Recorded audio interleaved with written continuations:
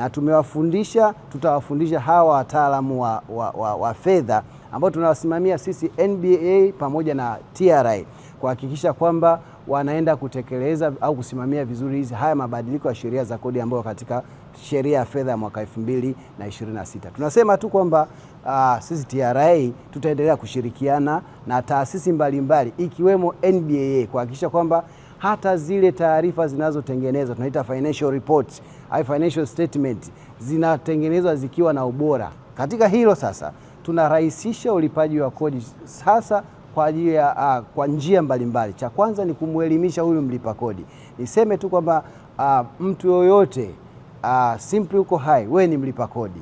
Na ndio maana tukasema kwamba kwa Mtanzania yote ambao yuko na miaka zaidi ya 18 ni lazima kuwa na namba utambulisho wa mlipa kodi, ambazo hizi tini zimegawanyika katika makundi mbalimbali.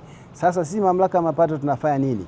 Tunawaelimisha walipa kodi waweze kutumia mifumo ya kwetu ambayo tumeiweka, na elimu hii ya kodi inawasaidia wafanyabiashara kuweza kucomply na zile taratibu zote za kikodi. Sasa wafanyabiashara wanapocomply na taratibu zile za kikodi na wakaweza kulipa kodi zao kwa wakati na bila ya kuwa na matatizo yoyote, inawasaidia wananchi kupata huduma zile muhimu ambazo zinatokana na kodi. Na kama tunavyojua kwa sasa na wote tunafahamu, kwa maana wenzetu TRA makusanyo yao ya kodi yamekuwa yakiongezeka kila mwaka, na kuongezeka huku kwa makusanyo ya kodi kunatokana kwa kiasi kubwa na compliance ya walipa kodi. Kwa hiyo tunaamini kabisa kwa maana ya semina za namna hii zinaongeza uelewa wa wataalamu wetu hawa wa kodi katika kuhakikisha kwamba wana comply na sheria ya kodi bila ya kuwa na kipingamizi chochote. Na wanapo comply na sheria ya kodi bila kipingamizi chochote, maana yake wanalipa kodi zao kwa wakati kwa mujibu wa sheria.